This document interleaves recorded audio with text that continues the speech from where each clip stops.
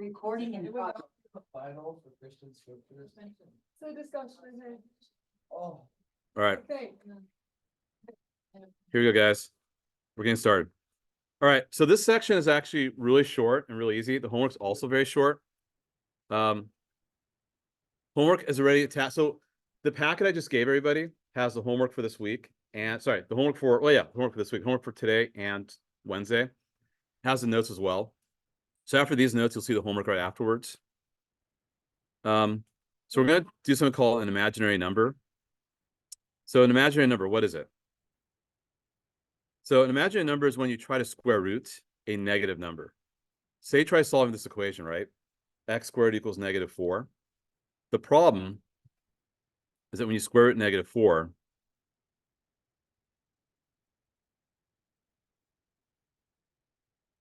there are not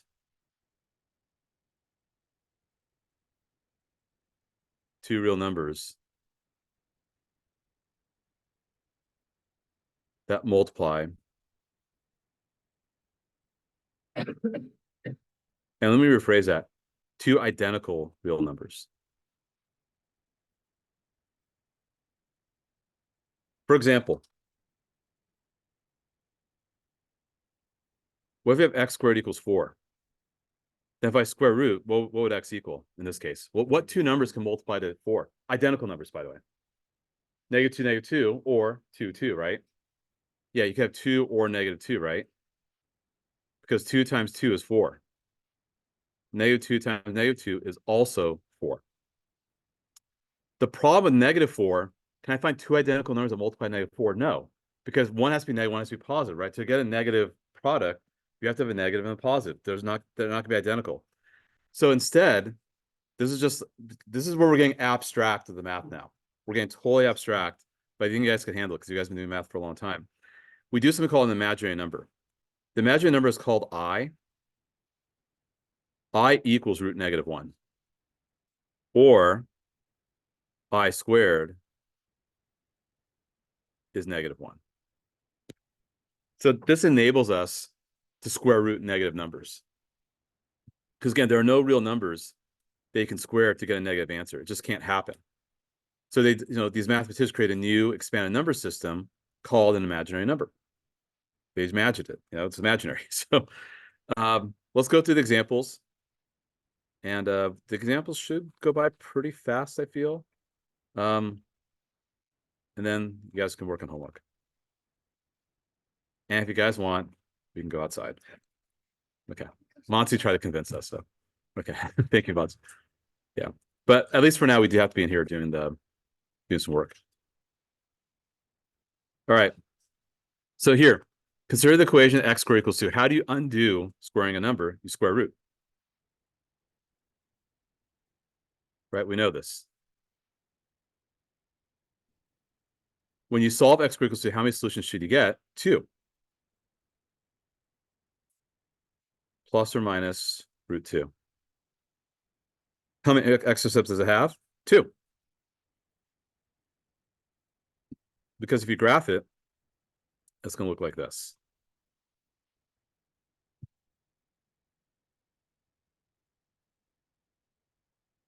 And what are the x-intercepts? Root 2 and root 2. Because y equals 0 there. So solve it. I just did. Plus minus root 2. Or you can write plus or minus 1.414. I have that memorized, by the way. I didn't do that in my head. But square root 2 is 1.414 and a bunch of random digits afterwards. so what's next? Plus or minus? Yep. Sorry, my handwriting stinks. Plus or minus.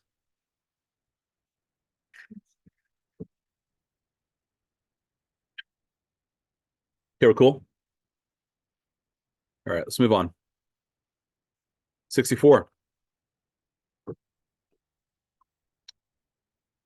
X squared plus 1 equals 0. Okay. So math history have resisted the idea that some equation may not be solvable. Still, it makes sense that that cannot be solved because the graph has no x-intercepts. Yeah, because if you graph x squared plus 1,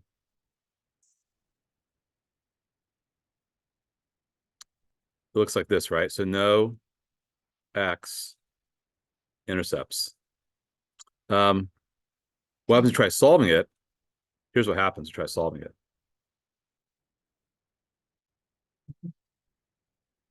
So that's not real. So instead,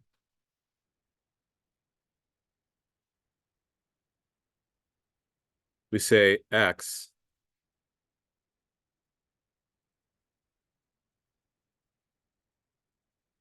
we say x equals plus minus I. That's called the imaginary number.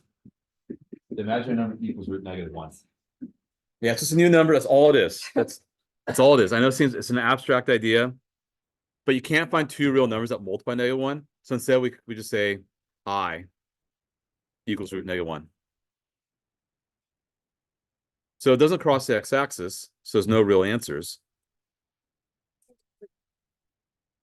Yeah, it's imaginary.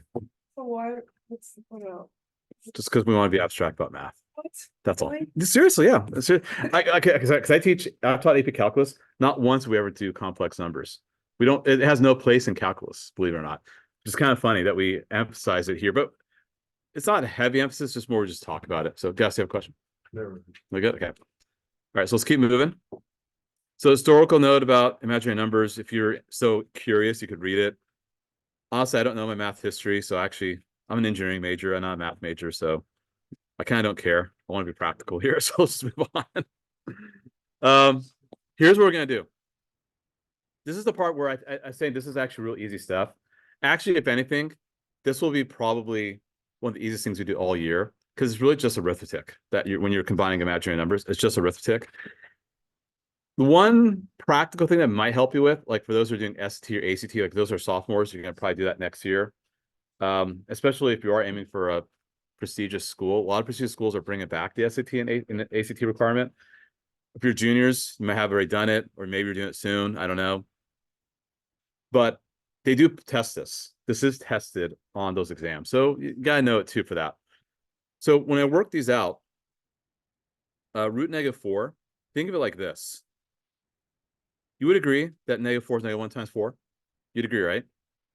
If we break it down that way. Would you also agree that this is true? We could break it down like that. Yeah. Why not, right? For example, I'll do this on the board. What about root 36, right? Can I break it apart like this? Sure. Can I continue breaking it down like this? Sure. Can I do that? Sure. Because guess what? What's root 36? 6. This is a more labor-intensive way of doing it, but still gets you the same pathway. It's kind of like if you want to get to San Francisco, if I'll take Alchemy the whole way, that'd be foolish. Just get a 101 or 280. That's 280 or 101. Actually, just more 280 because 101 can be backed up. But you get the point, right? It's still the same thing. So you have that luxury to break apart radicals when they're being multiplied. And then what's root 4, guys? And in root -1, I already told you now, is I, the imaginary number. So it's I times 2. Or usually we write I last. So we tend to write the real number next to the left of it and the imaginary number to the right. That's usually the way we do it.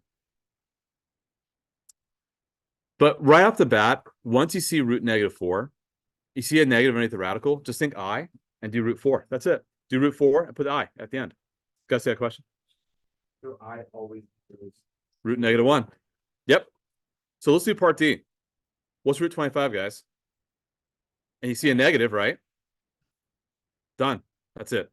Once you see it, you just do it. I did it a little more labor intensive for A, just so you can see what's happening. But now you know, just say I when you see a negative underneath the radical, and then root whatever number's there.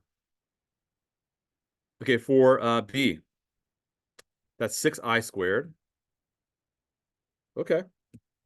Because that's 2 times 3 and I times I. Now, I squared is -1. Why? Because if I square this and square this, what happens when you square a radical? What happens to the radical when you square it? It vanishes, right? Because you're doing the opposite operation, right? Like if I had root 4 and squared it, guess what? That's just 4. Because root 4 is 2 and 2 squares 4. So it's just this loop. You get back to the same thing. So in this case, 6I squared, I squared is -1. So guess what? -6. Boom, done.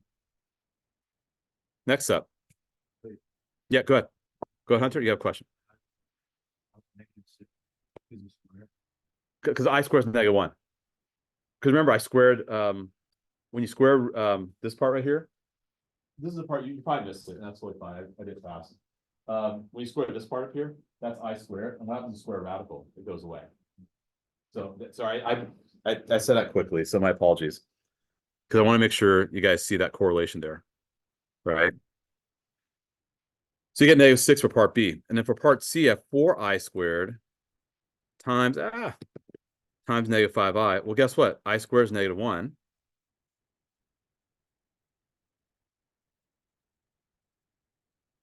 So you get 20I. Cool. All's good. Great.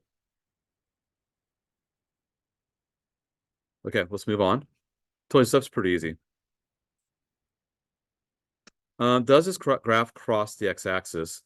So you know what? I'm just gonna go to Desmos and make our lives easier. You don't have to do this by hand. X squared. Oh, Desmos. Desmos. There we go.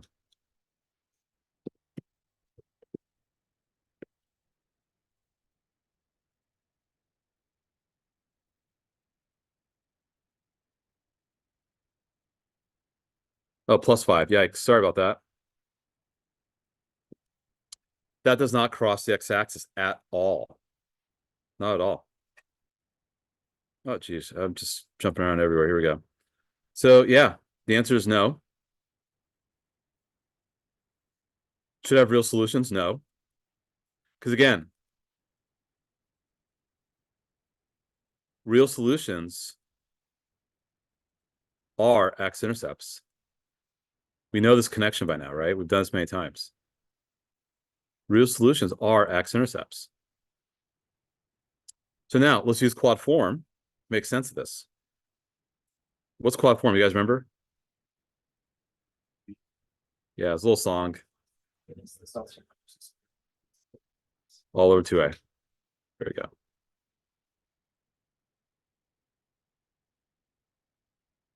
Okay.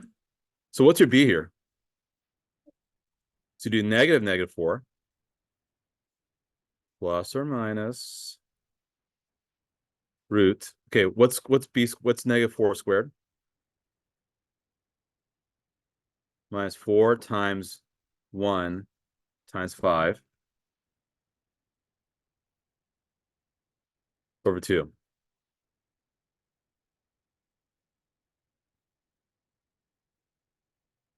Okay, do you see the negative underneath the radical? Right? We see that there. So what do you get when you root -4? That's 2 plus or minus what, guys? Sorry, 4 plus or minus what?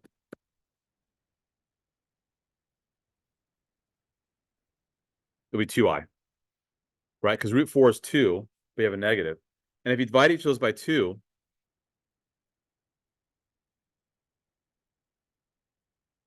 you divide each of those by 2, you get 2 plus or minus I. So when you have I, no x-intercepts,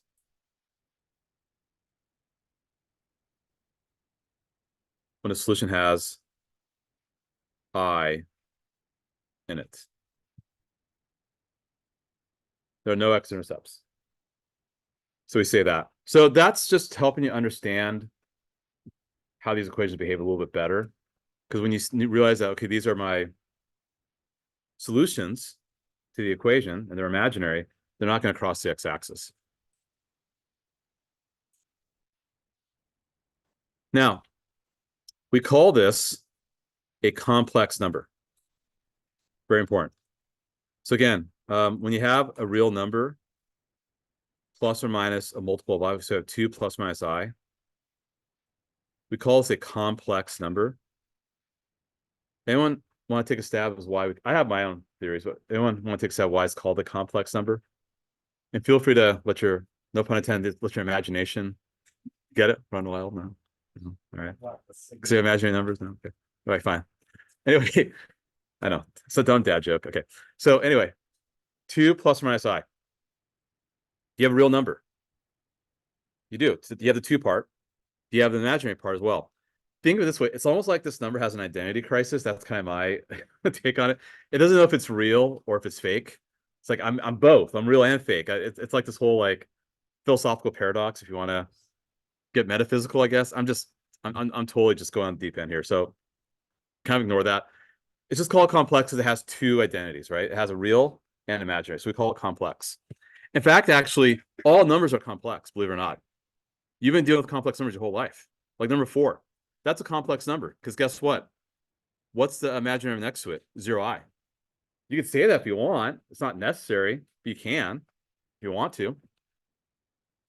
So you've actually been dealing with complex numbers your whole life. The hierarchy of numbers, the hierarchy is actually complex numbers are actually the top of the food chain. And then down below are real and imaginary numbers. You don't have to write the stamp if you don't want to. And then below the real are like rational, irrational, and then integers and whole numbers and natural numbers. So complex numbers are actually truly at the top of the food chain. All right. Real roots are when you actually cross the x-axis. When you actually cross the x-axis, you got real roots. That's when y is 0. So you're asked to find the roots of this graph. Great, let's do it.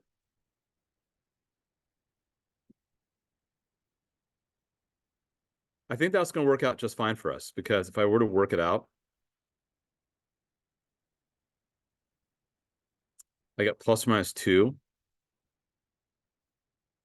equals x plus 3 after I root both sides. And I get x equals negative 3 plus 2 or minus 2. So I get negative 1 or negative 5. Negative 1 or negative 5. And if you graphed it, means fine. Go and graph it. I'm not going to use Desmos because I think you guys should know how to graph this.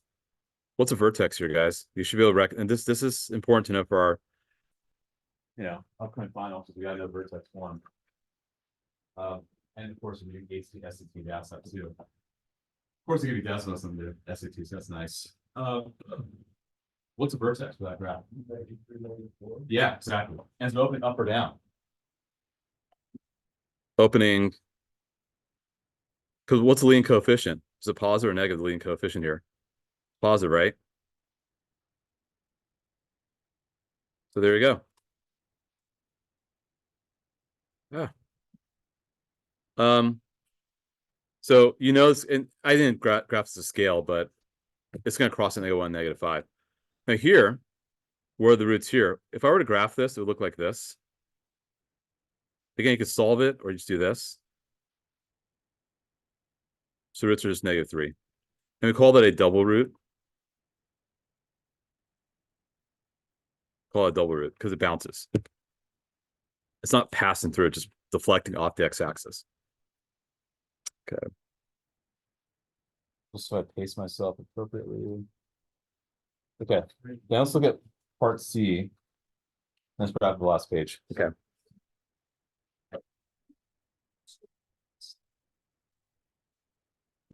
Sketch the graph of this.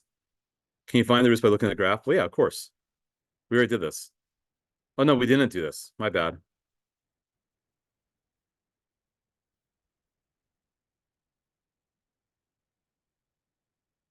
Because your vertex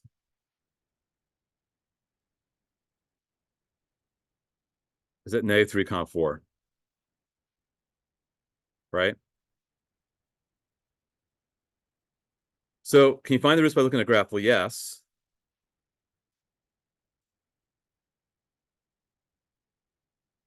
But actually, let me rephrase that. Sometimes.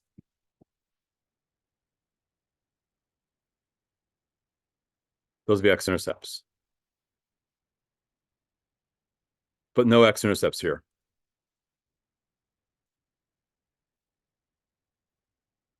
Therefore,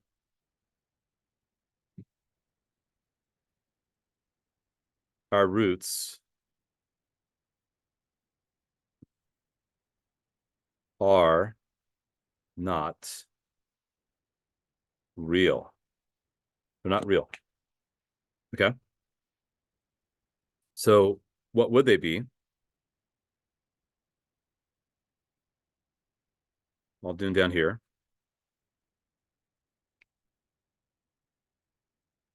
X plus 3 squared equals -4. Roots both sides.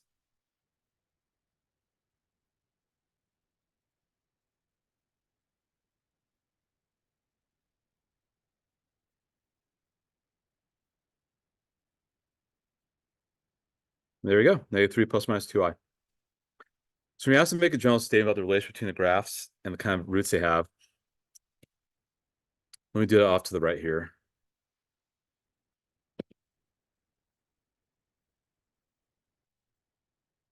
Let me get that general statement. I'll do it in green.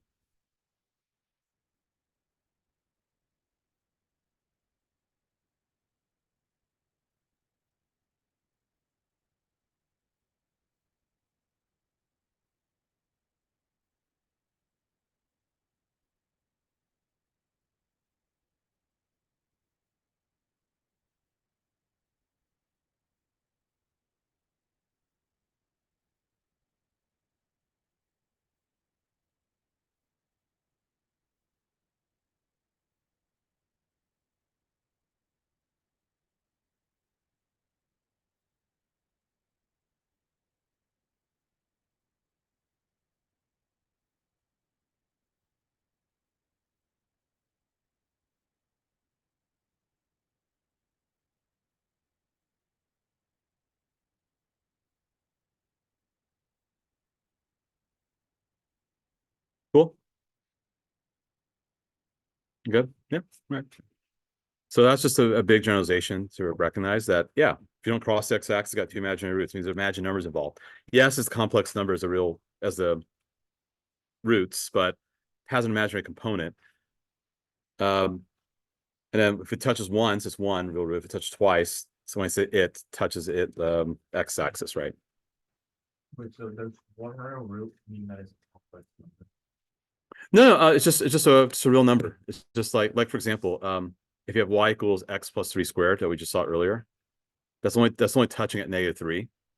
So your answer would just be -3. And we call it double root because it's deflecting off the x-axis. All right, let's do this here really quickly. You got two equations, a parabola and a line. On one set of axes, sketch both, label intersection, do some algebra, discuss, blah, blah, blah. I mean, get the idea. So y equals x squared looks like this.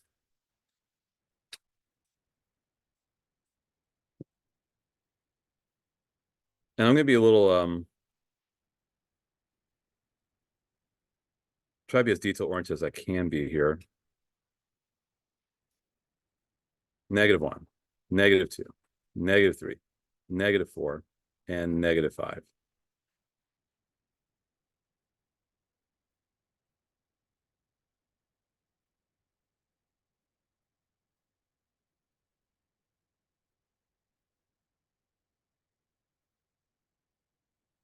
Do these touch? They don't.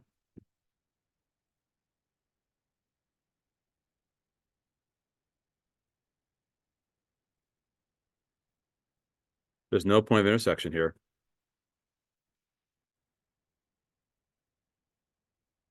So usually we say no solution, but really it's no real solution, right? So we try to do some algebra here. Here's what's going to happen.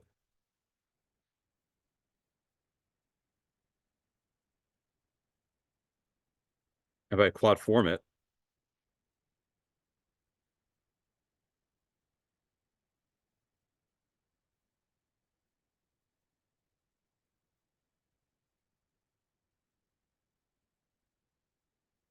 uh, 16.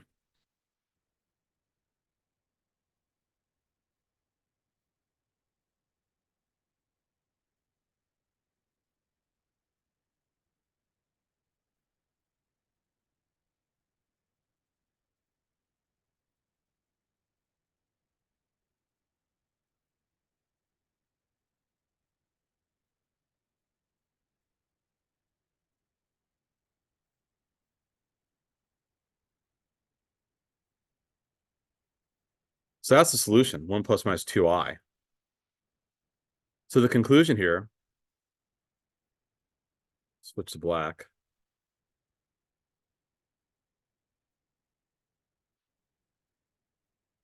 So the conclusion is that the parabola line never intersect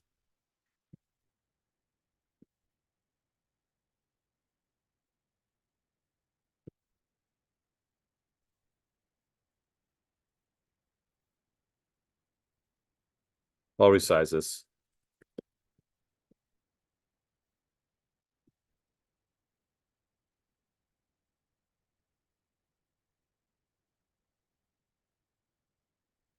That's the conclusion.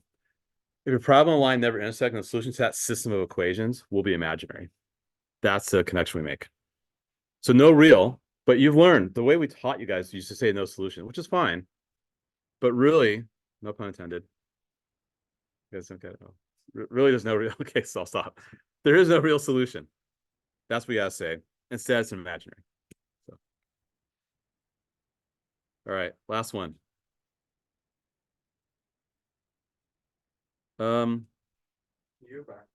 Sure, no problem. Of course. Let me just there we go. No problem. All's good. Yeah, we had 1 plus minus 2i, right? So that's what's happened. Good? Yeah. Right. Lastly here.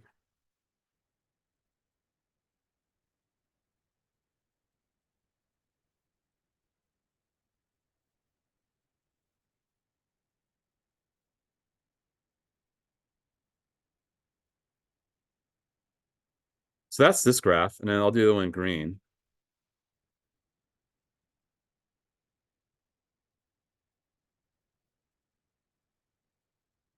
I don't think they touch.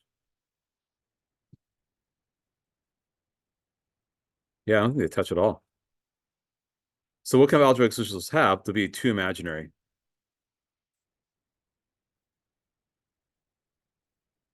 And let's verify it really quickly.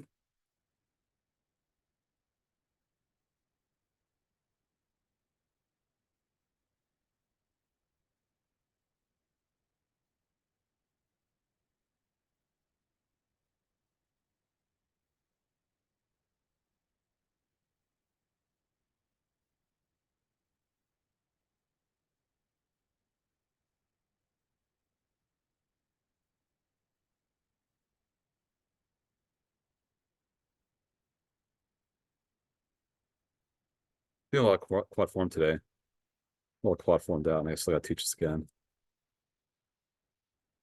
The radical part will be negative or positive underneath the radical.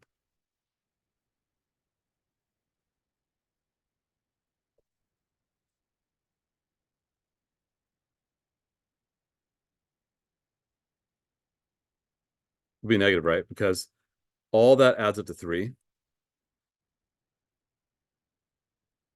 -3, my bad.